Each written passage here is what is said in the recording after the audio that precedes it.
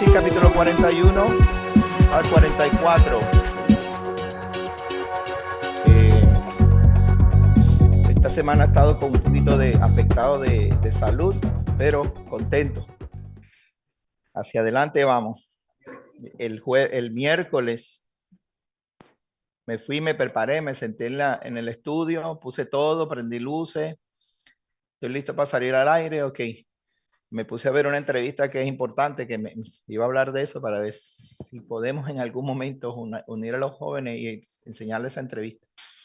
Te digo, y de lo que es, y me quedé dormido. Estaba viendo la entrevista y me quedé dormido. Me dormí como media hora. Nunca, nunca.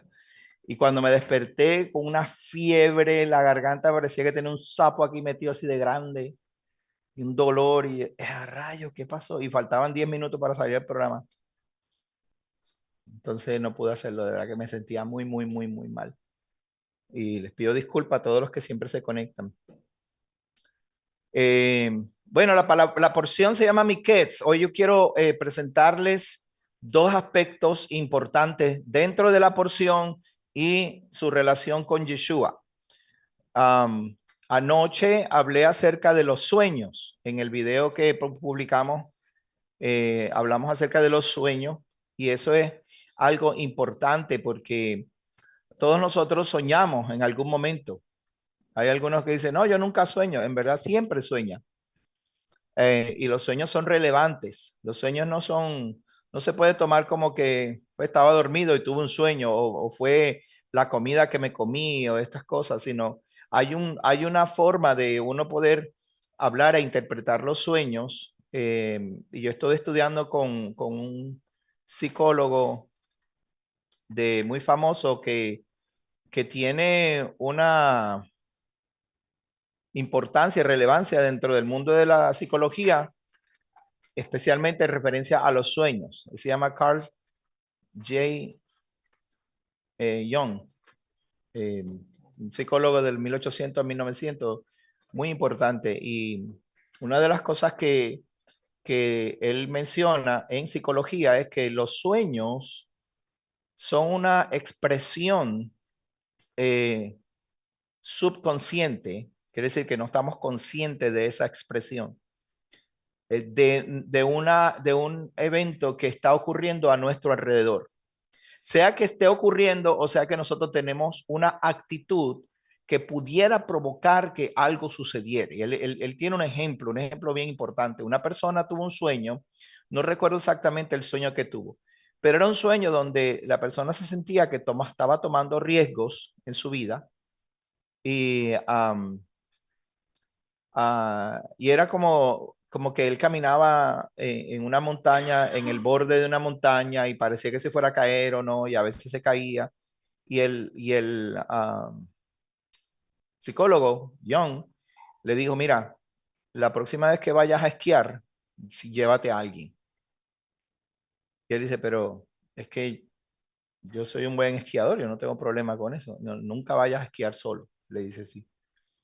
Y él pues como que se burló del psicólogo porque ¿qué tenía que ver esquiar con él caminar en una montaña?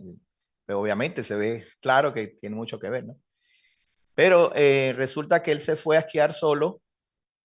O sea, él le hizo caso al psicólogo, no se fue a esquiar solo, siempre llevó a alguien y una avalancha lo tapó en dos ocasiones y siempre hubo una persona que lo pudo rescatar. So, parecía irrelevante, y estoy hablando de la vida real, no estoy hablando de una novela. Parecía irrelevante la interpretación o el sueño, pero sin embargo, esta persona le gustaba tomar riesgos innecesarios y por eso él le dijo, nunca vaya solo a esquiar. Si traemos eso a la escritura, donde José, es lo que yo mencionaba ayer, José tuvo la capacidad de interpretar ciertos sueños a el capero y al panadero, pues está más claro todavía. ¿Sabe? Es claro que el copero y el panadero habían tomado riesgos en su vida y que esos riesgos pues a uno le conllevó morir y a otro ser restaurado. Asimismo con el faraón. En el faraón tiene un sueño, nadie entiende el sueño, pero el entender las circunstancias que el faraón está viviendo, uno puede ver y puede interpretar el sueño. Claro está, usted va a tener sueño y va a empezar a tratar de conectar su sueño con cualquier cosa que usted tenga a su alrededor. Y no necesariamente es así. Tiene que tener una capacidad espiritual de percibir las cosas del espíritu, porque en el sueño el Padre te habla. Pero no es que el Padre te esté mandando un mensaje directo, sino que el Padre te puede hablar si tú tienes una relación íntima y espiritual con Él. Él puede enviarte mensajes y te da la sabiduría para interpretar esos mensajes. No sé si me explico bien, es un poquito difícil. Si tú tienes la sabiduría, porque dentro de ti está el Espíritu, lo que tiene que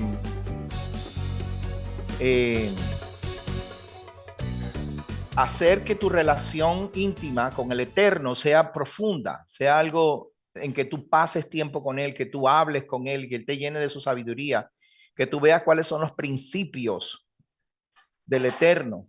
Y entonces no vas a interpretar un sueño como se va a acabar el mundo, como cosas así. Tuve un sueño. Yo, por ejemplo, les voy a dar un ejemplo. Yo tuve hace, qué sé yo, 35 años atrás o más. Yo tuve un sueño en que se estaba acabando el mundo. Y yo estaba con mi otra esposa, con mi primera esposa, y en lugar de nosotros, yo miré hacia un lado y veía como el mundo había un caos y había muchos animales corriendo. Se veían las jirafas, los elefantes, los leones, todos corriendo así hacia donde estábamos nosotros. Y acá había un shopping mall, había un centro comercial. Entonces, ella viene y me dice, tengo que ir al mall. Y yo le digo, pero tú no ves, se está acabando el mundo. Y empezamos, en el sueño empezamos con esa lucha. Y yo no era ni cristiano ni nada, yo creía en Dios porque siempre me creí entendiendo que había una divinidad, pero no que fuera cristiano. Iba a la iglesia católica pues de vez en cuando y los evangélicos me burlaba de ellos. Pero sí tenía ese temor, tenía temor acerca de el mundo, la vida, el creador y tenía esa cosa. Y cuando yo tengo ese sueño, yo le dije a ella que yo no quería ir al mall, que yo quería ir a otro sitio, no sé dónde, porque se estaba acabando el mundo. Y en eso ella se me suelta de la mano y se va para el mall corriendo. El caos está alrededor nuestro y yo salgo corriendo hacia un lado contrario y entro en un salón grande donde había unas escaleras hacia abajo, como una escalera que tú te asomabas así, sabes que esa escalera va para abajo y era oscuro. Y veo a algunos de mis amigos en ese tiempo yo iba por caminos bien malos con mis amigos, ¿sabes? Yo estaba como que probando lo malo. Vi a uno de mis amigos que era un marihuanero, pero increíble. O sea, era un tipo que no podía salir a la calle sin fumar marihuana. Y gente de mucho dinero. Y lo veo así y él me mira y se ríe. Lo llaman con una lista. Había una persona a la puerta y le llaman con una lista. Él se levanta y me mira y se ríe y se mete por la escalera para abajo. Y yo me quedé así como que, wow, yo no se supone que esté aquí. Este no es mi lugar, porque era como un salón así que habían sillas y estaban llamando gente para entrar por ahí para adentro. Y yo me levanté y me fui corriendo de ese sitio. So, me desperté ahí, terminó mi sueño y me di cuenta, hablé con una señora de la iglesia y le dije, mira, tuve este sueño tan raro, se estaba acabando el mundo. No había nada religioso, solamente se estaba acabando el mundo, había un hueco donde la gente se estaba yendo. Y ella me dice, el Señor te está llamando. Y yo, ok, ni le caso le hice. Y este, un año más tarde fue que finalmente yo fui a la iglesia. Estoy hablando en el 86. En 1986, en el 87, un año más tarde, finalmente yo fui a la iglesia y me di cuenta de que había un camino que tenía que tomar. O me quedaba con mis panas y que me llevara el diablo. Entonces, cuando usted ve este tipo de relación de sueños, pues siempre están relacionados con algo que está sucediendo en tu vida. Entonces, me acuerdo, le cuento esto porque es parte de lo que José está viviendo y es importante que esto nos enseñe. El chino, ¿verdad? Michael Chang, que estuvo con nosotros el Shabbat pasado, eh, tuvo un sueño, estaba en Michigan, tuvo un sueño que muchas serpientes lo estaban persiguiendo. Y cuando las serpientes lo están persiguiendo, él entendió que se tenía que ir de Michigan. Pero estábamos hablando de que él tuvo el sueño hace unos años atrás. Y cuando llegó un momento en que el Señor le recordó el sueño, él recogió sus cosas y se fue de Michigan. Fue en el 2020, antes de que la pandemia explotara. Y que representan las serpientes y qué significa que se metieron en tu casa. Quiere decir que el miedo a la muerte, la serpiente representa un miedo a la muerte. Fue lo que le llegó a Chang y se mudó para la Florida.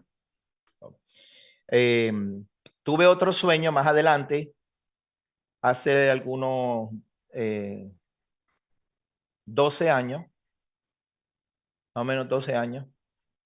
Yo tuve un sueño de que estaba en una casa tipo española, bien bonita, de adobe, y la casa tenía una escalera al frente que bajaba así y entraba un pantano, como agua, como los pantanos de Florida con los árboles, se veía el reflejo. O sea, tú bajabas la escalera y caías en el agua.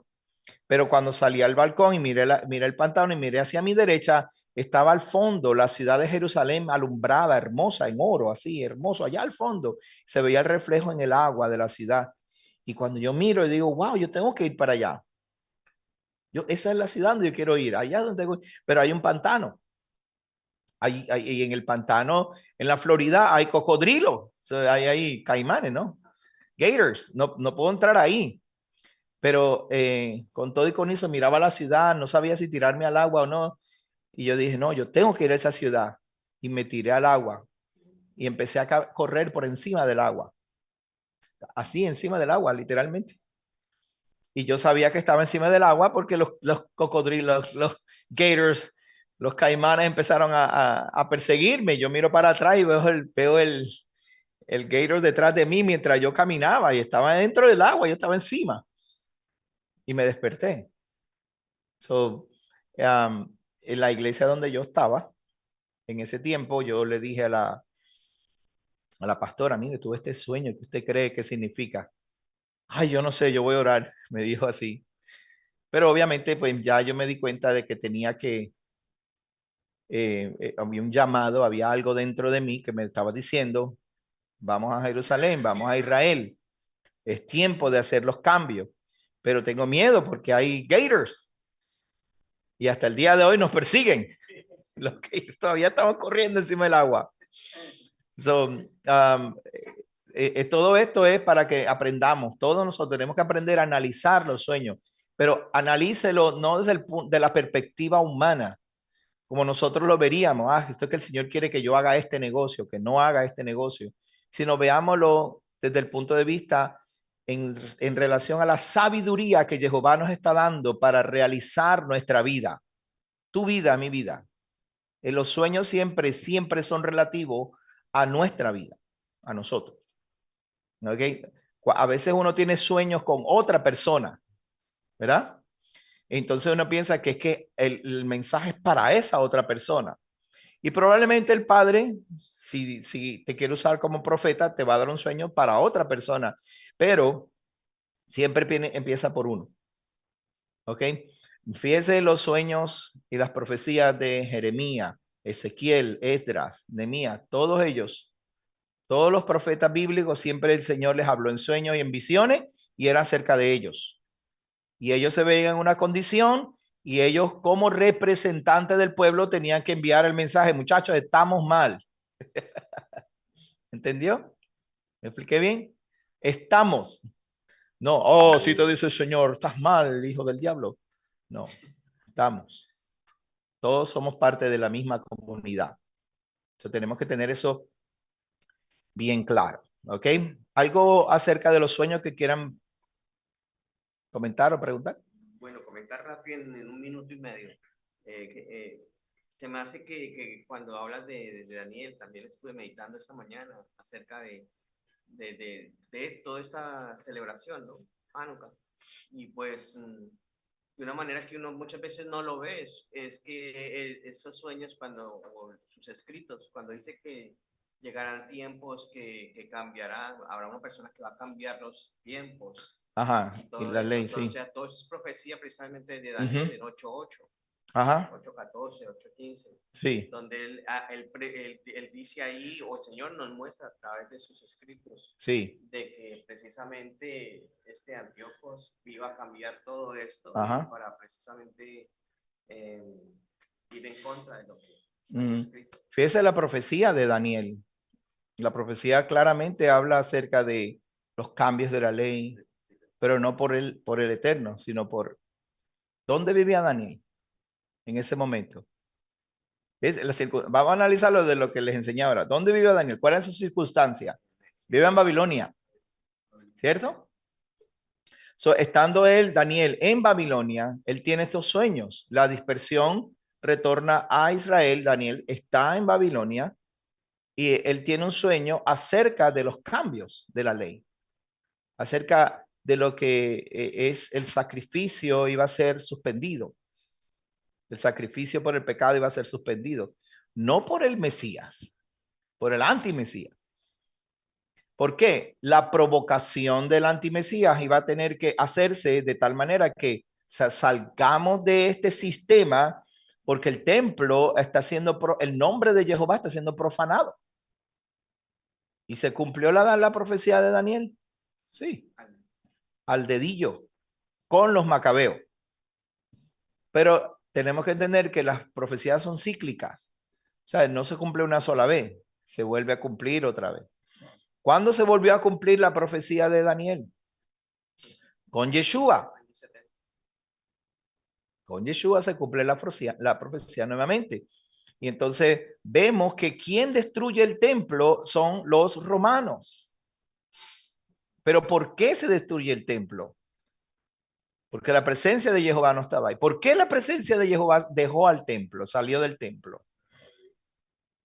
Por la desobediencia de aquellos que se supone que hicieran lo correcto.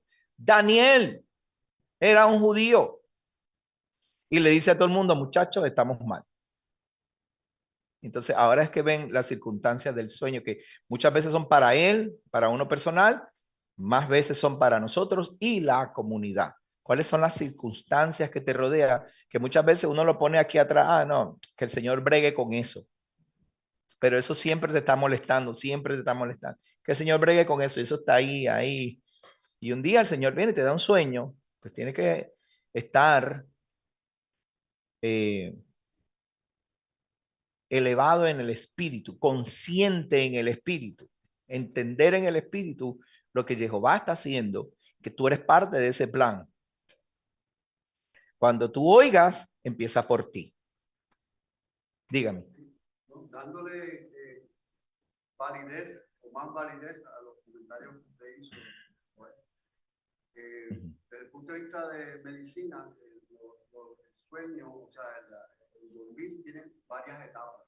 Y es cuando se llega a la etapa de REM, Rapid Eye Movement, que es cuando, claro, tiene los párpados cerrados, pero si pudieras ver detrás de los párpados, el ojo se está moviendo. Sí. Ahí es donde surgen los sueños. Y todos sueñan. Lo único que si por casualidad pues no te despiertan o algo te despierta o quizás tu compañera o compañero pues está roncando, ahí te acuerdas de lo que está pasando en el sueño. O en el caso mío, si me levanto, como me levanto varias veces también, ir al baño a desaguar, pues ahí me puedo acordar los sueños. Otra cosa que es recomendable, tener una libretita de esas pequeñitas y anotar. Porque si no anotas, por lo menos la idea principal y al otro día la reconstruyes, pues no, se te va a olvidar. Exacto. Y precisamente para renovar la licencia de este trienio, tuve una educación continua de los sueños. Y es correcto, a través de estudios que se hicieron de seres humanos, diferentes entidades, se corroboró que tiene que ver con las circunstancias del individuo como tal. Exacto. Circunstancias que esté viviendo o que esté por vivir o que hayan pasado. tiene que ver con eso. Qué bueno, gracias, doctor, por aclararme eso. Muy bien, o sea que yo no estoy tan loco. No sé si estudiaron a Jung. Jung es como que el erudito de los sueños, según la psicología. No sé si lo mencionó durante la conferencia, Ajá. no me acuerdo exactamente. Sí. Gracias por ese input, ¿verdad? Porque eso ayuda a corroborar ciertas cosas médicas que yo estudio. Yo soy autodidacta. A mí me gusta meterme por todos lados. Me gusta meterme por todos lados porque yo siempre estoy buscando la explicación a las cosas. Soy problemático en eso, pero gracias por eso. Tenemos una idea clara, entonces, que la Biblia está corroborando, la ciencia está corroborando la Biblia. Ok, en el capítulo 41, la palabra miketz, ¿verdad? La palabra dice, después de haber vivido, dice, aconteció. Cuando tú ves la palabra aconteció, la palabra aconteció se dice hayai, pero claro, tiene unos prefijos, ¿no? Pero hayai significa como que se vivió. Entonces, el faraón, dentro de los 2 años en que vino los tiempos, que llegó la profecía para Daniel, dentro de ese tiempo, él es como decir, después de haber vivido 2 años, después de haber vivido este tiempo completo, el faraón tiene un sueño. No es como un acontecimiento, sino que el sueño y lo que Daniel viene a interpretar o viene a vivir ahora, la Torá nos explica que es una trayectoria de vida, o sea, hay una continuidad. Desde que Faraón, Daniel en la cárcel, José, gracias, José en la cárcel, el Faraón viviendo, José viviendo en la cárcel, Faraón viviendo su tiempo. ¿Cuánto tiempo? 2 años, bien interesante. ¿Qué podemos relacionar con eso? Que aunque Daniel estaba en la cárcel, ya desde el principio de esos 2 años empieza una vivencia que Jehová comienza a provocar, una vida que comienza en ese momento. Ok, no lo podemos ver como un simple evento. Y aconteció que no.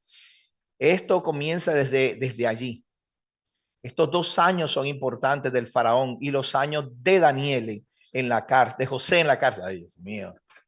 Los años de José en la cárcel. Ay, Daniel. Vamos a dejar quieto, Daniel. Dígame. Pastor, saludos a todos. Pablito por acá. Pablito. Si me permite, por favor, un minutito en esa palabra acontecer o acontecimiento. Es mi línea, sabe que siempre busco la etimología, así que al acontecer es un evento extraordinario de gran envergadura. Ahora bien, el acontecimiento, o cuando dice la palabra acontecerá, ¿ok? Allá, lo que significa que es un evento público donde hay testigos. Es decir, va a ser un evento de gran envergadura, pero donde quizás usted pueda estar ahí presente y no lo ve. O sea que tiene que ocurrir el evento donde hay testigos. Ahora bien, lamentablemente en la interpretación de las Sagradas Escrituras, como la conocemos hoy en día en el castellano, muchas de ellas que han sido traducidas del griego, dicen resucitó, porque ahí en esa palabra y en esta parashá de Miqués, que dice al final, o al final de los tiempos, ¿verdad? O al final.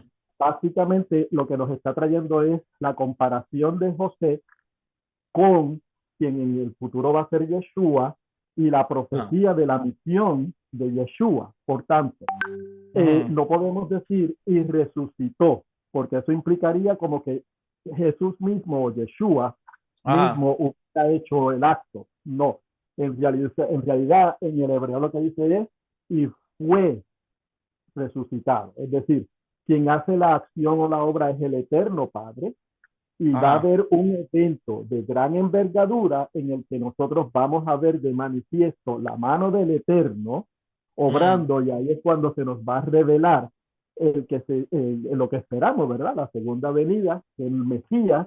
Por tanto, no podemos decir y resucitó, sino y fue resucitado. Por tanto, lo que la palabra aconteció implica es que si nosotros estamos en este caminar, observando los mandamientos, siguiendo su cumplimiento y trabajando, ¿verdad?, conforme a como nos está usted enseñando en las escrituras de caminar en obra, justicia, misericordia y bondad, vamos nosotros a ser testigos de ese evento de gran envergadura en el que el Eterno va a revelar y va a poner de manifiesto el Mashiach para rescatarnos y llevarnos de regreso a casa. Amén, amén, así es.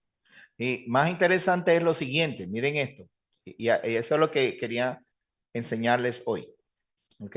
Gracias, Pablito. Bien interesante lo siguiente, porque vamos a ir a Zacarías, vamos a ver la profecía de Zacarías en el capítulo 2. ¿Ok? Pero antes de eso, quiero que nos enfoquemos en algo que esta porción nos está hablando claramente, y les voy a hacer un par de preguntas. Ustedes me van a responder para recordar lo que les he enseñado antes y lo que he venido enseñando este año. Es bien importante que lo tengamos presente porque esto nos coloca a nosotros en una posición de responsabilidad. Si usted quiere la responsabilidad, obviamente. Ok, vamos a ir a eso ahora. Vamos a hablar de Yeshua.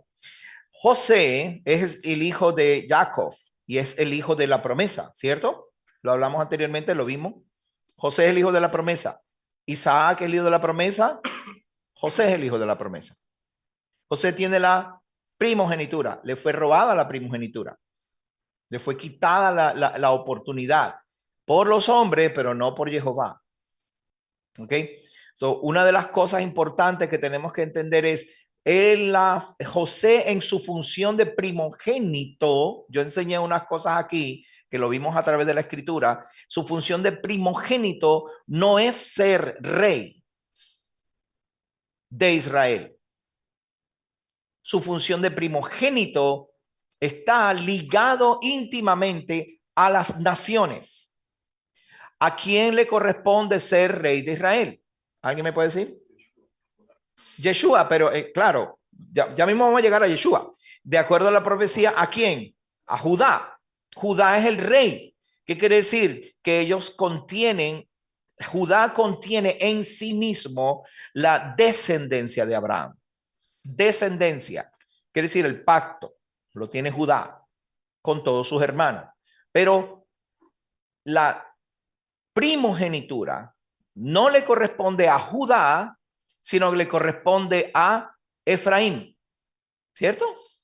Efraín le correspondió la primogenitura cuando Jacob cruza las manos. José le trae a sus hijos. Sus hermanos tienen celo de José porque ¿quién se supone que fuera el primogénito de todos los hijos de Jacob? Rubén. ¿Era el mayor? No, Rubén. No, en profecía se le entrega. Y les voy a decir por qué, y yo estoy de acuerdo con los sabios, por qué Judá se le entrega el reino por Teshuvah. Eso es en simples palabras, pero eso lo vamos a ver la semana que viene. Teshuvah. Judá hizo Teshuvah, por eso el padre le otorgó la dinastía. Pero la primogenitura de la creación o de la tierra, si se quiere, está sobre Efraín, y de Efraín pasa, o sea, está sobre José y de José pasa a Efraín. ¿Estamos bien hasta ahí? Ok, ahora vamos a verlo. Vamos a verlo en profecía. José, si lo vemos de forma metafórica, se convirtió en el rey de Egipto. Pero no solamente era rey, era también sacerdote de Egipto. Yo no sé cómo eso cabe en la cabeza de alguien. Es difícil de poder verlo. José está en una cárcel. El faraón necesita un intercesor para hacer que su plan, el plan que él tiene en la cabeza, que no lo entiende, él no lo entiende, se pueda llevar a cabo. ¿Y cuál era el plan que está en la cabeza del faraón? Salvar a muchas naciones. El padre le muestra el plan, porque el faraón sabe la posición que él está. ¿El faraón sabía la posición que él estaba, sí o no? Claro, él es el rey del Alto y Bajo Egipto. Él vive holgado. Él es el Dios o el Hijo de Dios en la tierra. Ese es el faraón. Él es el grande. Él es el sol. Sobre él vienen todas las naciones y se inclinan para él recibir comida. El Nilo está allí. El Nilo era, y extrañamente, no tal caso, ¿sabes que el Nilo corre de sur a norte, no? ¿Sabían eso? El Nilo no corre de norte a sur, lo que significa que la tierra es redonda. Porque, perdón, porque si la tierra no fuera redonda, o si la tierra es redonda y la gente, ellos tratan de probar que la gente se cae, si se sale de la tierra se caen, ¿por qué el Nilo va hacia arriba? Ok, so el Nilo va del sur hacia el norte. Cualquier cosa que pase en Egipto, en Etiopía, al sur de África, afecta al Nilo. Por eso es que en Etiopía estaban tratando de construir una represa y los egipcios se opusieron. Se construyó una represa en el Nilo, se seca el delta. Entonces, el Nilo es la vena más importante de toda África, de todo el norte de África, donde está la mayoría de la gente. Entonces, Egipto, transportándonos nuevamente a 2600 años antes, Egipto era boyante porque tenía el Nilo, tenía el delta, tenía las mejores tierras y todo el mundo corría hacia allí, vivía allí. Entonces, el faraón de Egipto es el dios de toda la tierra, conocida. Ahora él se encuentra que Jehová le habla y le dice, tú estás cómodo, pero vienen tiempos malos. El miedo del faraón, ¿cuál era? Ellos perdieron el control de Egipto, porque el Egipto tenía 9 provincias. Y cuando finalmente los egipcios unifican las provincias, la carga es demasiado para un solo faraón. Pero él siguió siendo el grande. Entonces, al él convertirse en el grande y vivir holgadamente, el miedo llega. ¿Y qué pasa si se seca el Nilo? ¿Qué pasa si no hay comida? Y todo eso está detrás de la cabeza del faraón. Entonces el padre le dice, eso puede pasar. Y el padre le habla, pero él no entiende la circunstancia porque él no es un hombre elevado espiritualmente. Él tiene sabios a su alrededor que le pueden guiar para decirle magos, sacerdotes, tenía sus religiones, sus dioses.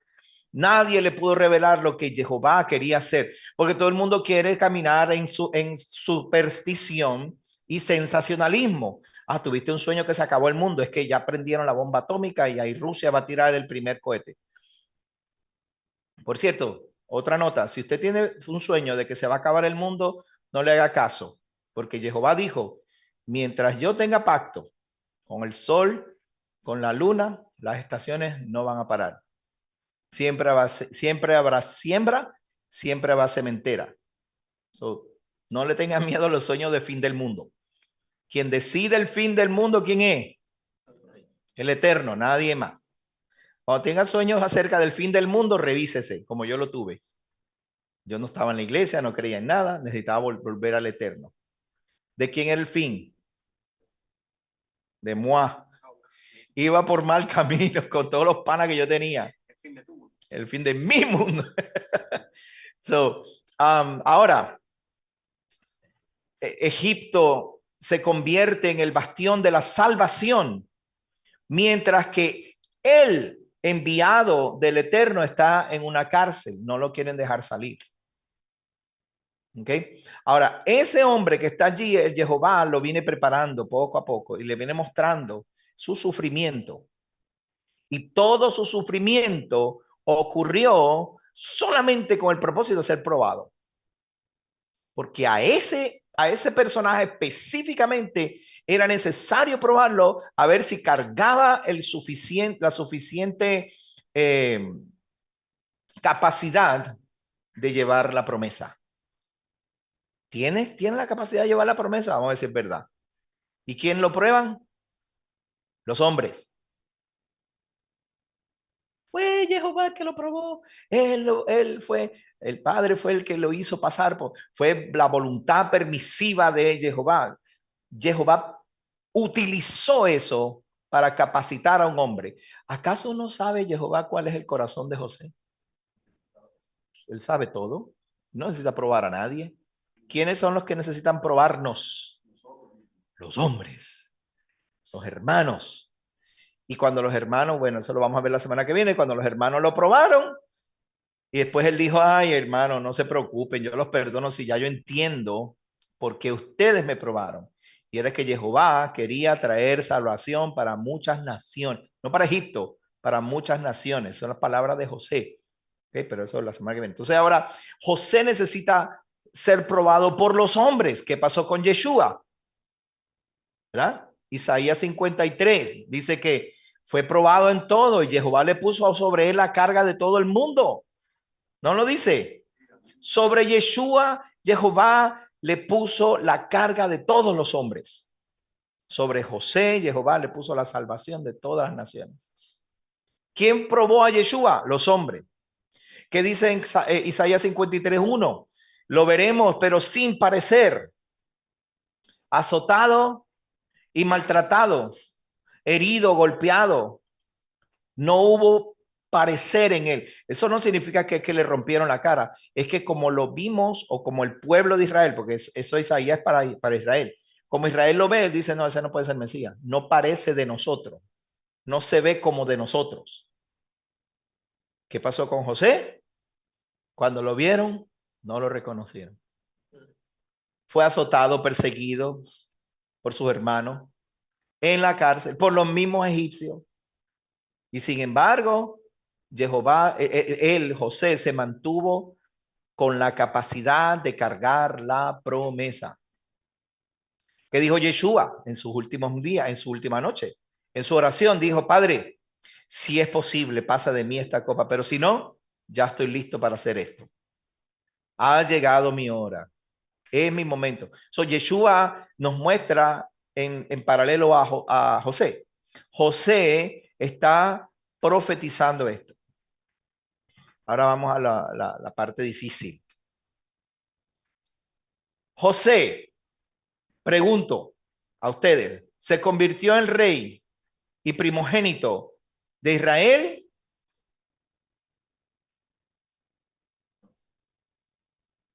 No. ¿Verdad que no? ¿De quién? De Egipto. José se convirtió en el primogénito, en el rey y sacerdote de Egipto.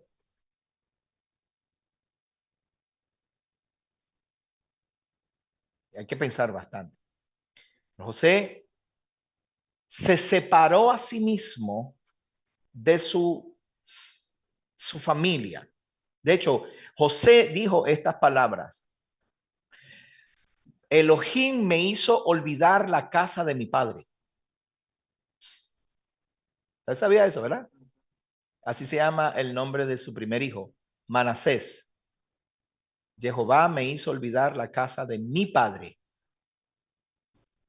Porque uno se pone a pensar y dice, tanto tiempo estuvo José en Egipto que no pudo pensar en su padre y volver, teniendo todo el poder y capacidad y la autoridad para volver a casa de su padre, ir a buscarlo, hacer algo por eso. Él no lo hizo. Él simplemente se olvidó de la casa de su padre. ¿Estamos bien hasta ahí? Yeshua. Esta es la parte dura. Yeshua viene y sus líderes, los sacerdotes, los que se suponía que le hicieran pompa, no lo reciben. Sus hermanos. Lo que dice en Juan capítulo 1:17, los de su oficio. ¿Cuál era el oficio de los sacerdotes y de los líderes de Israel?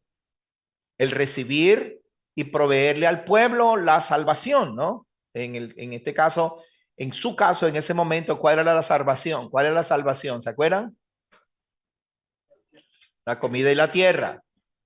¿Ok? ¿Quién tenía dominio sobre la tierra en el tiempo que Yeshua vino? Roma. ¿Quién les proveía la comida? Roma. Roma administraba todo. Ellos tenían que pagar todo el tiempo taxes.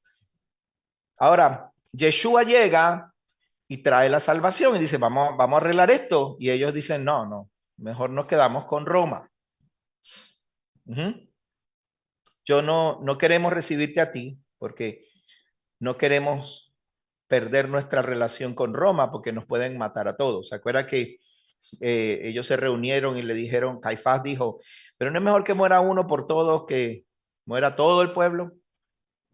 Vamos a esperar porque si es de Dios, prevalece. Si no es de Dios, es mejor que muera uno. Vamos a dejarlo. Y lo dejaron, entonces buscaron la forma de cómo aprenderlo para que Roma lo castigara a favor de todo el pueblo. Lo que todo el mundo sabía. Era fácil hacerlo. ¿Por qué? Tú lo acusas de sedición y al acusarlo de sedición, ya, Roma venía y lo crucificaba, otro más. Entonces vinieron los hasmoneos, no, los herodianos, los soldados herodianos, los soldados de Herodes y los soldados del templo, y lo pararon y le dijeron, hey, aquí hay una moneda. Esta fue la pregunta. ¿Los judíos tienen que pagar tributo a Roma? Si él hubiera dicho que no, eso es sedición. No, eso es sedición. Pero él, ¿qué dijo? Lo que le toca a Roma, déselo. Pero lo que es de Jehová, no lo dejan al lado. Denle también a Jehová lo de... no lo pudieron. La pregunta fue catchy. Hubiera sido fácil. Dice, no, yo soy el Mesías. Yo vine aquí a liberarlos a ustedes de Roma. Y lo hubiera dicho y lo hubieran agarrado ahí mismo y lo hubieran metido preso y lo hubieran crucificado. Igualito. Pero entonces no hubiera sido injusto. Hubiera sido justo. ¿Sí o no? Hubiera sido justo que lo mataran. Porque hay sedición, ya hay un dominio sobre... Legalmente lo hubieran matado, ya. Pero él no se vendió ni barato ni fácil. Él respondió dio todas las respuestas correctas para que no hubiera forma de acusarlo. ¿Ok? José fue acusado injustamente. No había evidencia, solamente lo que dijo la mujer. Y el esposo Potifar sabía de la pata que cogía la mujer. ¿Sabe de la pata que cogía la mujer? Es una loca. Entonces, él dice, pues no lo mato, lo meto preso. Porque todavía tenía compasión de él y sabía que el hombre José era bueno. Fue acusado injustamente y estuvo en la cárcel 14 años, pero Jehová tenía el plan con él. Ahora entonces, Yeshua, ¿verdad? Volvemos otra vez a Yeshua. Yeshua muere. Y al morir, el Padre lo resucita. Y cuando resucita, resucita como el rey de los judíos. ¿Sí? ¿Verdad? Él es ahora el rey de los judíos. Pero los judíos que están en el trono, que están en la posición, que están ungidos para tomar la decisión, no quieren saber de él. De hecho, le mandan a los discípulos, no predican en el nombre de Yeshua, ni siquiera mencionan el nombre de Yeshua. ¿Verdad? Eso no era un mandamiento, eso era una orden ejecutiva. Se quiere, ¿verdad? Una orden ejecutiva del Sanedrín. Mira, no, les ordeno que no prediquen en su nombre.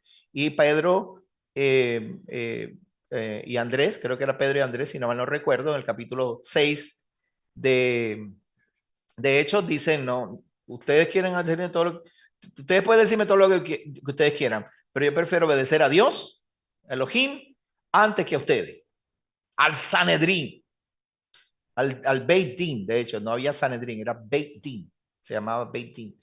Sanedrín, esa palabra llega 300, 400 años más adelante. Ahora, entonces,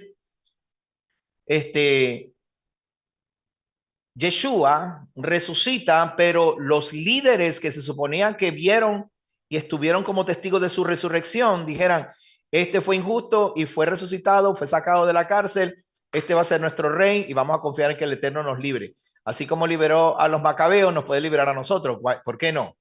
Y ellos decidieron que no. Entonces, al no recibirlo, ¿quién lo recibe? ¿Alguien me puede decir quién recibe a Yeshua?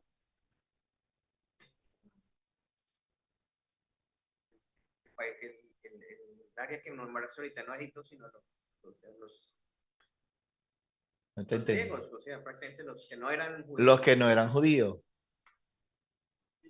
Los gentiles. Claro, millares de judíos lo recibieron, pero el pueblo. Los líderes que tenían la autoridad puesta por ellos, Jehová les dio la autoridad a ellos.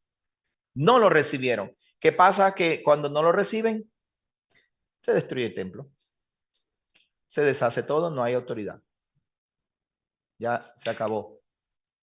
Yeshua se levanta y dice, toda autoridad es dada a mí, el cielo y la tierra, vayan y hagan discípulos. ¿Se acuerdan de eso, no? Eso se deshace el templo. Al deshacerse el templo no hay autoridad. No hay Beit Din.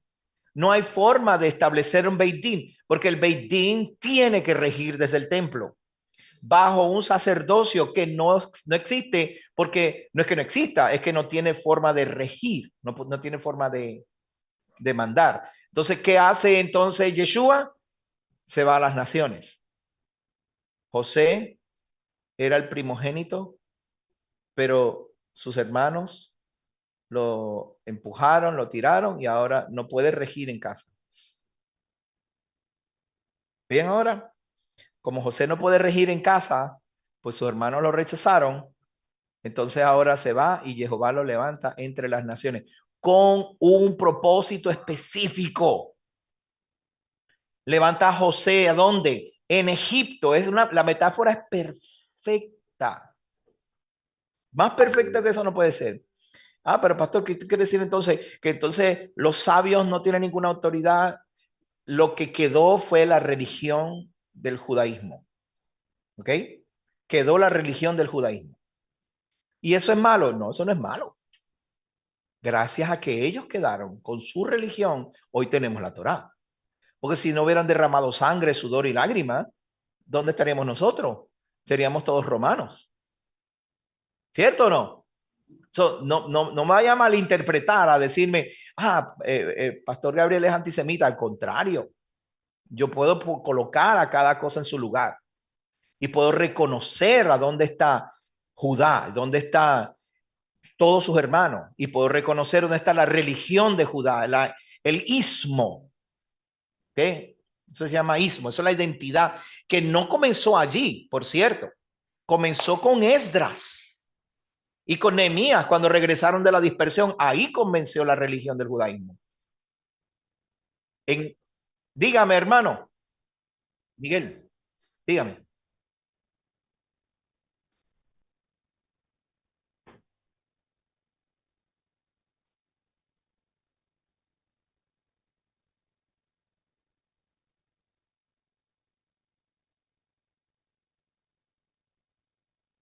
Ajá. Sí.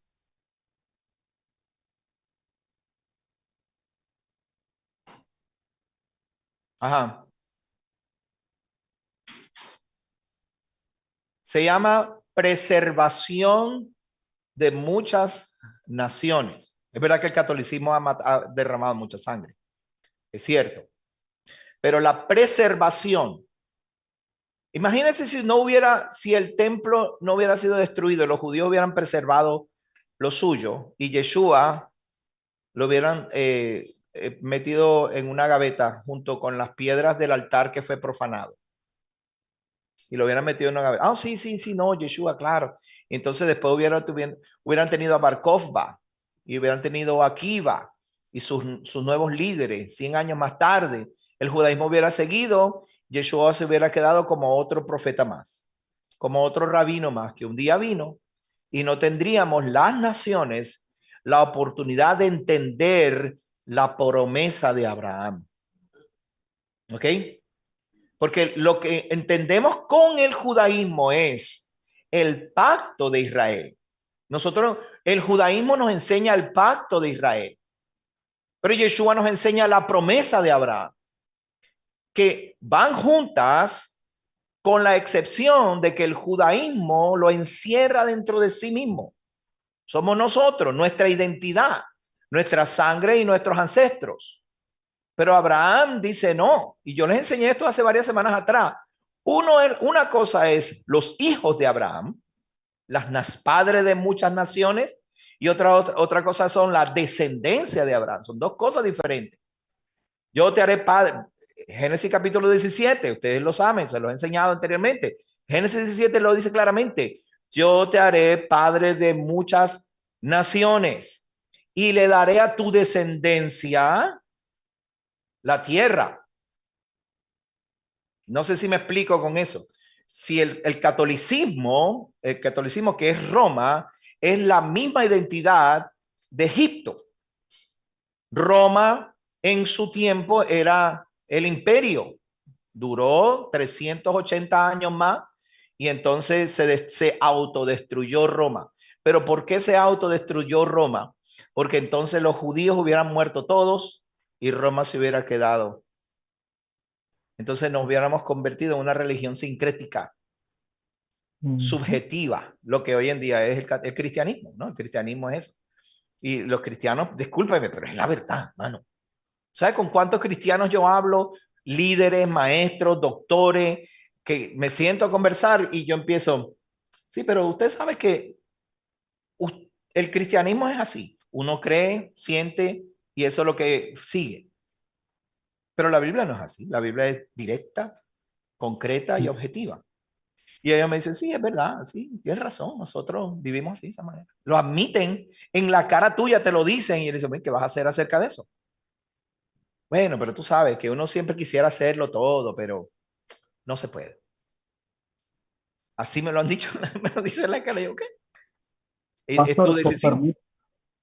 con permiso, Dígame, Pablo. me permite añadir a la respuesta, por favor. ¿La? A la respuesta del hermano, la pregunta 22 del solo.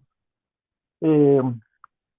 La pregunta, según entiendo, es en el contexto del evento histórico, ¿ok? Ajá. Es bien retante para nosotros estudiar en el contexto, pero vamos a los eventos de la historia. El pueblo escogido por el Eterno está Ajá. esperando a un Mesías, pero en el mismo momento hay una invasión del imperio romano. Ahora bien, vamos a definir el término. Cuando hablamos de Egipto, Misraim, lo que significa es estar en el cautiverio, ser cautivo. Cuando seguimos la línea que el pastor nos enseña, que la línea de la psicología, el ser humano actúa por lo que se llama reflejo condicionado, es decir, reacciona de acuerdo a las ideas preconcebidas de influencia. Por tanto, el imperio greco-romano quería establecer un gobierno político. Eso es lo que se dice como una eclesía o iglesia.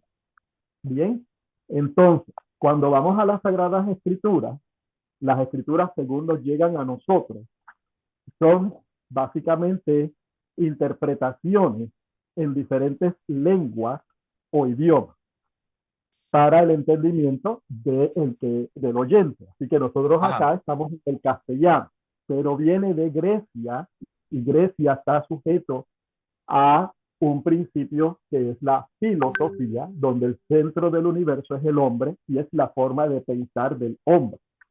La teología, que es la ciencia que estudia una deidad, viene de Roma.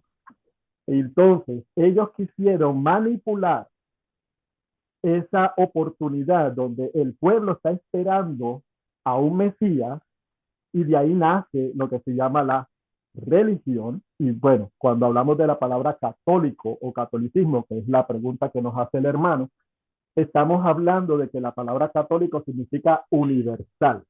Es decir, de oídas habían oído que el Mesías se había tabernaculizado en nosotros, se había hecho hombre, se había hecho carne, estaba entre nosotros, y ellos están regresando, están retornando porque ellos están esperando ese Mesías, y ahí el imperio se aprovecha de la oportunidad y le dice, mira, aquí está, yo lo tengo.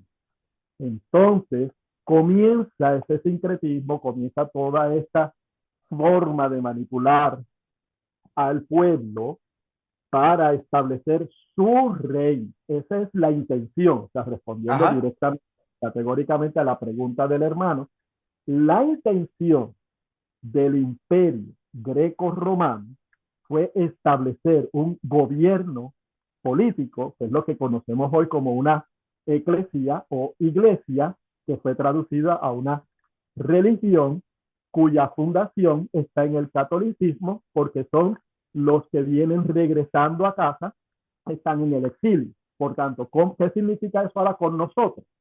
Al pasar de los años, ya nuestros padres, nuestros abuelos, vienen con esta idea que es establecida por una religión y por tal razón nosotros entendemos de acuerdo a lo que nos enseñaron nuestros padres. A la hora de estudiar las raíces bíblicas de nuestra fe y encontrar en el hebreo la intención original del Padre, que era establecer una relación de nosotros como su pueblo, como sus hijos, entonces entendemos que Él nos quiere sacar del cautiverio, ¿verdad? Siempre escuchamos de nuestros pastores, nuestros maestros que dicen, podemos salir de Egipto, pero Egipto no puede salir de nosotros, de nuestra mente. Queremos seguir con nuestras costumbres, nuestras tradiciones, pero entonces queremos utilizarlas en beneficio o en favor con el nombre de el Eterno. Por eso, ¿verdad? En el mandamiento que Él dice, y de no usar nuestro nombre en vano, sino honrarlo siempre. O sea, todas estas ideas, todo este brainstorming, nos trae a nosotros a la luz lo que el pastor nos está enseñando. En realidad, lo que el Eterno quiere es establecer una relación y no lo que el mundo quiere establecer, que es una religión. Y de ahí entonces tenemos que partir para el entendimiento de lo que estamos ahora, ¿verdad? Escuchando con la palabra del pastor. Amén. Así es. Ok, vamos entonces ahora a Zacarías capítulo 2. ¿Entendimos bien hasta ahora la función de cada uno? La función de José José nunca regresó más a ser parte de la dinastía o de la familia de Jacob. Yeshua sí va a culminar el proceso. Aunque Yeshua fue parte de la familia, porque Yeshua estuvo en dos posiciones, la posición de reino, porque él era el heredero del trono. ¿Sí o no era heredero del trono? Claro que sí. Yeshua era heredero del trono. Él es hijo de Isaí, hijo de David, ¿verdad? Hijo de David, hijo de Isaí. Isaí en la promesa, David el pacto.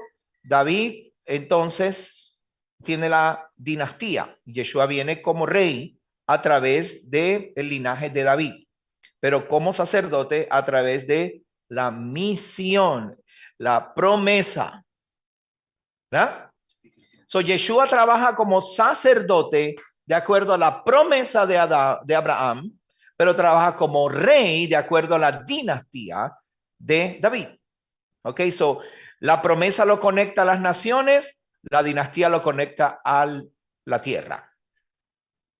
Otra vez, la promesa lo conecta a las naciones, la dinastía lo conecta a la tierra. ¿Estamos bien hasta ahí? La dinastía lo conecta a la tierra de Israel. Ese es donde a Jehová tiene el dedo puesto, en Israel. So ahí Yeshua se conecta con la dinastía, pero necesitamos salvar a las naciones, ¿no?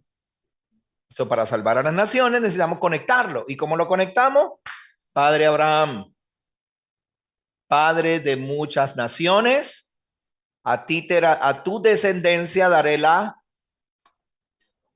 tierra. La promesa son las naciones. La tierra es la descendencia. Eso hay que darle mucha vuelta. Hay que darle para que se quede. La promesa son las naciones, la misión, la promesa, la misión son las naciones, la descendencia es la tierra.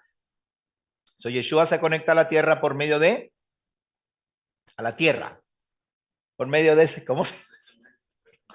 Por la descendencia, por medio de la dinastía, Judá. Yeshua se conecta a las naciones por medio de la promesa, la misión. La idea es salvar a las naciones, ¿no? La idea de José era ¿qué? Salvar a las naciones. Eso hay que darle vuelta y vuelta, porque si no seguimos, hacemos otra religión, está bien, seguimos orando y brincando.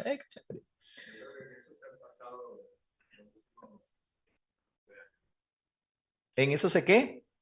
Hemos estado. Hemos pasado, digo yo, de la humanidad. Ajá. Tratando de de poner eso, cada cosa en su lugar. Han perdido el sentido de la misión. Exacto. Todas las religiones se basan solo en que, pues, bueno, nosotros somos ricos, somos los centros 44.000. Tenemos la verdad. Pero hay una misión mucho más grande. Sí. El judaísmo, sí. Claro. Ahora, housekeeping, no housekeeping, pero sí una pregunta. Entonces, la religión del judaísmo, ¿qué papel juega aquí? Porque es una religión tal cual como cualquier otra. Pero, ¿qué importancia tiene la religión del judaísmo?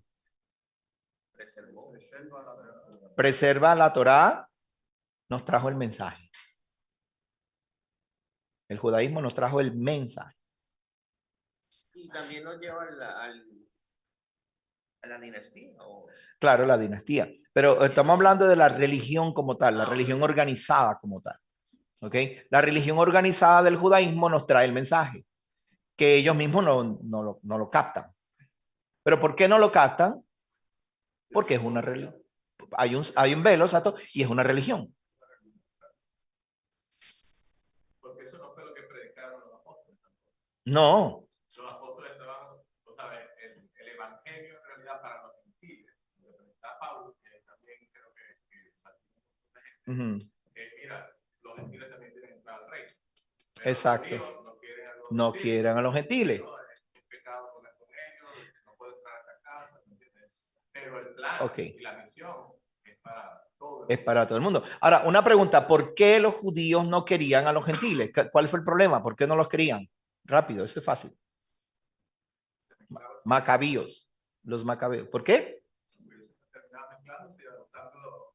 Asimilación. Ese es el problema. Y es verdad, a nosotros nos pasa. A usted y a mí nos pasa. Si nos juntamos mucho con mala gente, ¿qué terminamos siendo? No, yo lo voy a cambiar y terminas tú cambiado. Por eso es que yo no digo que no se junte con su gente. Júntese con la gente mala y con los que sus familiares, esos hijos de su madre que no los quieren. Júntese. Pero Shabbat es Shabbat. Las fiestas son las fiestas. ¿Entienden lo que le quiero decir?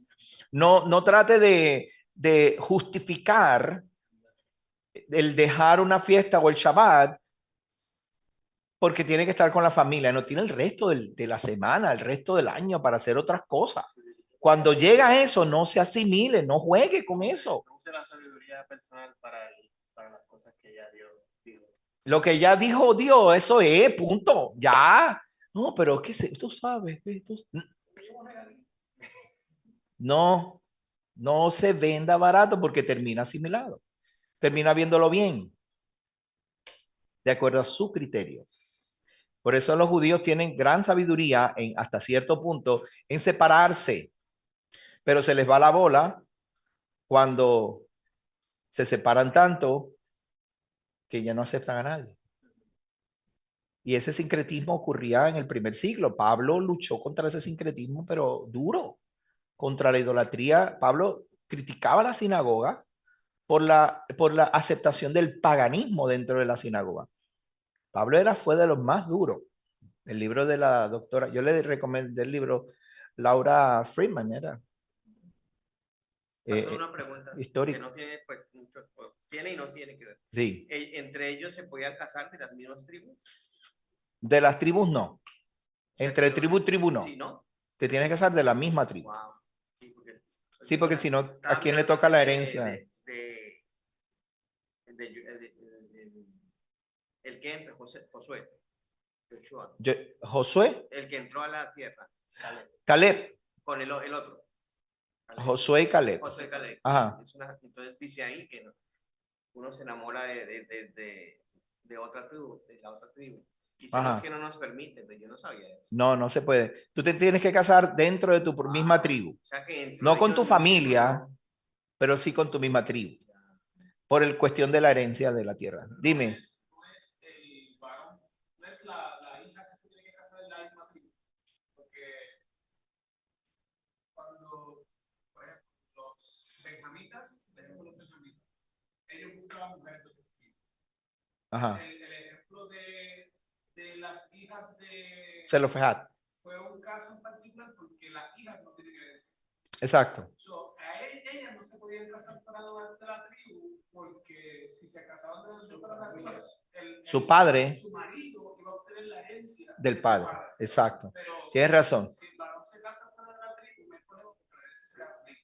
Yo entiendo que eso es correcto. Sí, tienes razón. Aclarado el punto.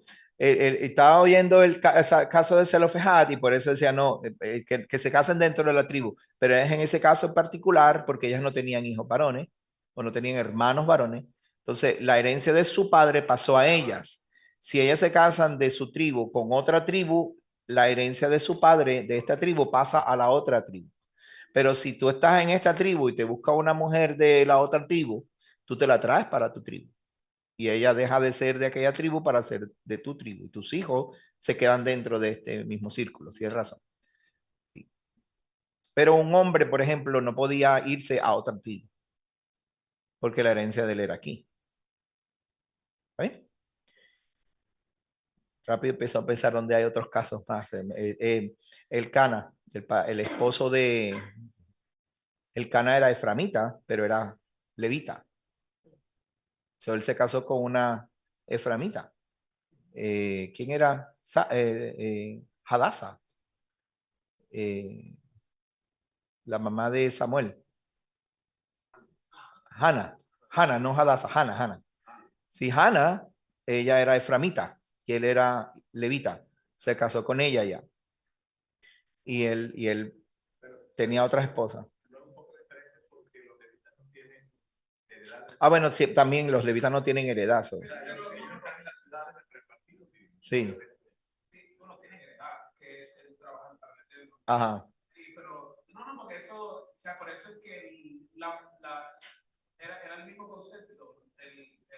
El varón podía ir a casarse con una levita, pero las damas levitas no. Las mujeres levitas no se podían casar con otro varón. Ok. Sí, vamos, que nos fuimos del tema. Tengo que leer Zacarías. Dice, Zacarías capítulo 2. Sí, capítulo 2. Después alcé mis ojos. No lo voy a leer todo, voy a leer esto y después voy a brincar al verso, creo que el 26. Después alcé mis ojos y miré, y aquí un hombre tenía en su mano una cuerda de medir. Le pregunté, ¿a dónde vas? Y él me respondió, a medir a Jerusalén para ver cuál es su ancho y cuál es su largo. ¿Eso qué va a hacer? ¿Medir qué? La tierra. Ponga el dedito ahí. Va a medir la tierra. Es aquí que cuando salía el ángel que hablaba conmigo, otro ángel le salió al encuentro. Le dijo, hey, mira, corre a ese joven. Jerusalén será habitada sin medida, sin muros a causa de la multitud de la gente y del ganado que habrá en medio de ella. Yo seré para ella un muro de fuego alrededor y estará en medio de ella como su honor, dice Jehová. ¿Estamos bien hasta ahí? Ahora, dice el verso 6, ¡Ea! ¡Hey! Huid de la tierra del norte, dice Jehová, pues que os esparcí por los cuatro vientos de los cielos, dice Jehová. Ea Sión, escápate, tú que habitas con la hija de Babilonia. Importante, porque así ha dicho Jehová de los ejércitos. Después que el honor, después que la gloria me enviará a las naciones que os despojaron, porque el que os toca a la niña de sus ojos, porque he aquí alzo mi mano sobre ellos y serán botín para los que fueron sus esclavos. Así sabréis que Jehová de los ejércitos me ha enviado. El profeta primero dice, salgan de allá, y después explica por qué están allá. Están allá, ustedes son botín, ¿verdad? Ahora, canta y alégrate, oh hija de Sión, porque he aquí, vengo y habitaré en medio de ti, dice Jehová. En aquel día se unirán a Jehová. ¿Qué dice? Muchas naciones y serán mi pueblo y habitaré en medio de ti. Entonces conoceréis que Jehová de los ejércitos me ha enviado a ti. Jehová poseerá a Judá como su... la heredad es Judá, ¿verdad? Y dice, en la tierra santa, y de nuevo escogerá a Jerusalén. So, esta profecía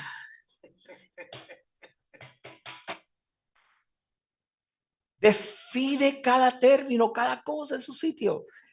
Te mando para las naciones con mi honor. Él dijo que te envié con mi honor. ¿Quién es el honor de Jehová en ese momento? En la profecía. Yeshua. ¿Cuál? Es más, ¿cuál es el honor que honra a Jehová Padre? ¿Qué es lo que lo honra a él? Entonces al Eterno.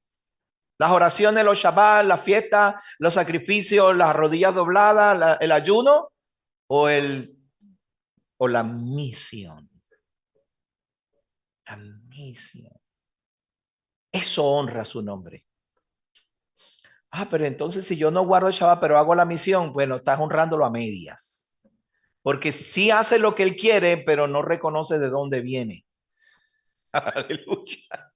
Tú haces lo que él quiere, hacer bien, pero no reconoces de quién viene esa instrucción de hacer bien. Por eso la religión, entre comillas, ¿no? Que quiere decir los rituales, las fiestas y los Shabbats son necesarios porque expresan de dónde vienen nuestras instrucciones. Expresan quién nos dio la sabiduría. La religión expresa quién es la deidad. La misión honra a esa deidad. De los mandamientos, ¿cuál es el que más peso tiene la ley? ¿Cuál de ellos es el más importante? Y entonces, hacer justicia, misericordia. Exacto. Sí, cuando dijo, sin mira, hacer esto dejar de hacer el otro. Y cuando le dijo al fariseo que le dijo, ¿quién es mi prójimo? Y después que le cuenta la historia del buen samaritano, Yeshua le dice, ¿quién de ellos es tu prójimo? Y el fariseo le dice, el que hizo misericordia, el que cuidó al samaritano, ese es mi prójimo. O sea, el samaritano, ¿no? El que cuidó del hombre que estaba herido. Ese es el prójimo. Ese es el que honra a Jehová. El honor de Jehová fue enviado a las naciones. ¿Por qué razón? Porque la religión de los ismos producen una identidad de una deidad X, pero no produce gente que haga el bien. Produce gente religiosa, pero no produce gente que haga bien. No la religión, sino la relación íntima con el Eterno produce gente buena. Y cuando esa gente buena reconoce, wow, yo esto no lo sabía y ahora lo estoy haciendo y veo un buen resultado, esa gente buena retorna y muestra quién es la deidad.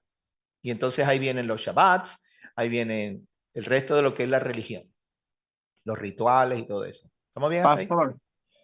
Dígame, Oscar, saludo. Oiga, saludos, pastor. Saludo. Yo lo puedo entender de esta manera. Es las vírgenes que no tienen el aceite. Las vírgenes que no tienen aceite. Que no tienen aceite. Que no conocen la misión. Está bien, está chévere lo que dice Oscar, está bueno. Porque las vírgenes sí tenían aceite, lo que pasa es que no le alcanzó. No les alcanzó, entonces tenían parte de, pero cuando llegaron el tiempo del esposo no tenían suficiente. Ya no podía ir a los mercaderes a hacer lo que... Ya no podían, se acabó el tiempo. Te va a poner a hacer bien ahora, ¿verdad? Iban en el proceso, pero no terminaron. Ajá. Muy bien. Está bien. O perseverancia, se puede decir. Bueno, perseverancia en ambas cosas, porque podemos perseverar en hacer el bien y no en hacer los rituales, o podemos perseverar en hacer los rituales y no hacer el bien. ¿Cuál de los dos tiene mayor valor delante del Eterno? ¿Cuál es el que lleva el honor del Eterno? La misión, el hacer el bien. Mira, aquí dice, cántate, canta y alégrate, cántate. Canta y alégrate, oh hija de Sión, porque yo voy a habitar en medio de ti, dice Jehová, ¿verdad? Pero ¿en medio de dónde? ¿Dónde es que dice que Jehová va a habitar? En la Jerusalén que no tiene murallas. Él va a tener el lugar, porque el lugar va a ser Judá, Sión, allá. Ese es su lugar, el monte, pero no va a haber muralla. ¿Qué quiere decir? Que no va a haber religión. No va a haber religión. Todos vamos a ir a honrarle en los días, porque Zacarías termina diciendo, y todo el que no suba a Jerusalén a celebrar la fiesta de tabernáculo. ¿Por qué la fiesta de tabernáculo? Fíjese que, ¿por qué? ¿Para quién es la fiesta de tabernáculo? Para las naciones. La fiesta de tabernáculo es la fiesta de las naciones. Le llaman la fiesta de las luces. No es Hanukkah. La fiesta de las luces es la fiesta de tabernáculo. Sí, se prendían 4 lumbreras inmensas en el templo.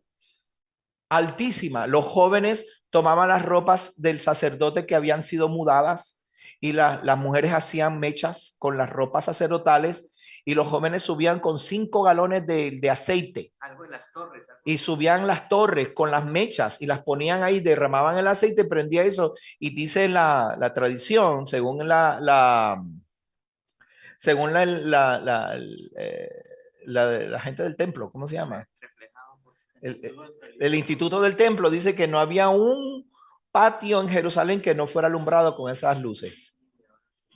Era una ciudad sentada sobre un monte que era para las naciones. Por favor, seamos sabios. José fue enviado a las naciones, el primogénito. No pudo retornar vivo y reinar y tomar su heredad, entre comillas, porque no era para él. La heredad de José era las naciones. Wow. Dígame, doctor. ¿Cómo será en el milenio esa profecía de todas las naciones? Tendrían que celebrar la fiesta de los tabernáculos. Sí. No todos van a caber físicamente en Jerusalén para hacer peregrinación. Sin embargo, mi explicación o lo que yo entiendo es que Jerusalén no va a tener borders. No va a tener bordes. O sea, que es posible que lo que le están pidiendo y exigiendo a esas naciones que celebren, como todos nosotros estamos haciendo, claro, la fiesta del tabernáculo en su lugar. Exacto, Jerusalén va a ser extendido. ¿Sabes? No va a haber muralla, no va a haber forma. Vamos a enviar emisarios a Jerusalén. Porque Zacarías dice, y el que no suba, ¿verdad? No tendrá lluvia en su tierra. So, sea que nosotros subamos, o sea que enviemos a un emisario porque es muy lejos y todos enviamos nuestra ofrenda a Jerusalén, eso va a ocurrir. Pero Jerusalén no va a tener límite, como el muro que separaba a los gentiles de Israel y todo, no va a haber ese límite. No va a haber esa forma de, no, si no estás dentro del muro o te tienes que comer la comida dentro del muro, eso no va a existir, porque no va a existir la religión. ¿Qué pasaje de Zacarías es ese? El 14. Dígame, Miguel, Manuel. Miguel. Sí, Miguel.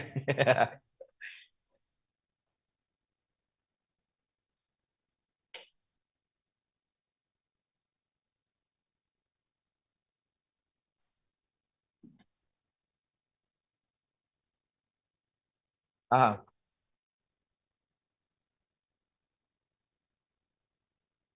Sí. Esa Jerusalén de Apocalipsis es post-milenio. Es después, no es ahora, no es en el milenio. Esa Jerusalén es el cielo que existía, la tierra que existía ya no más, y viene un cielo nuevo, tierra nueva, y entonces viene la gran Jerusalén, viene del cielo hacia nosotros, ¿ok? Por eso es que tenemos que entender que nadie va al cielo, el cielo viene, ¿ok? Siguieran hablando y diciendo, ay, está en el cielo, ¿verdad? No, no está en el cielo, está descansando, el cielo viene, ¿ok? Esa Jerusalén que tú ves en Apocalipsis es la Jerusalén ataviada, que quiere decir si se quiere, el nuevo orden mundial. Porque cuando dice en el capítulo 19 de Apocalipsis, dice, y vi la novia ataviada, la palabra ataviada es cosmos. Eso es el orden que Jehová establece sobre la tierra. Solo podemos ver físicamente, el profeta Juan lo ve físicamente como un sueño, pero es todo simbología. Entonces el nuevo orden se establece sobre la tierra como esa gran Jerusalén.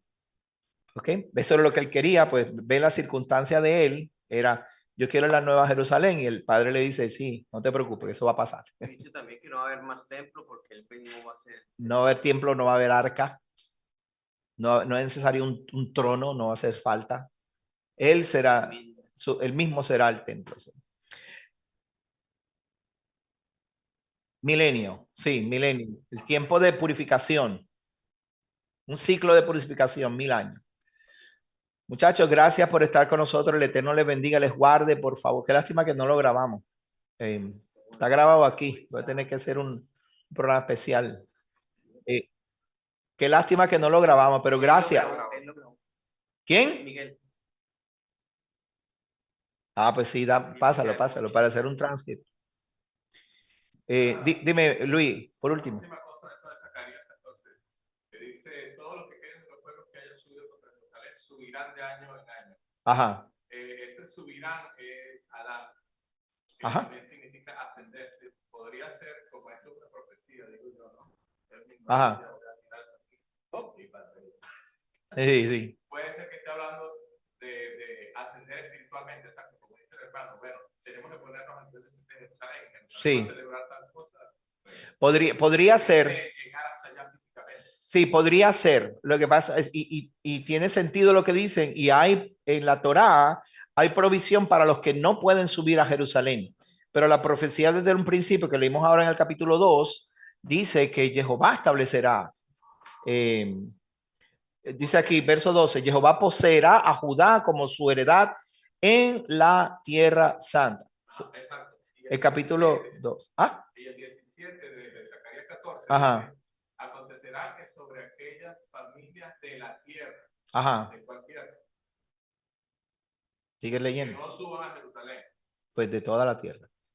¿De toda la tierra? Sí. ¿O de Israel? Sí, porque si lo lees con continuidad la profecía, no habla solo de la tierra específica.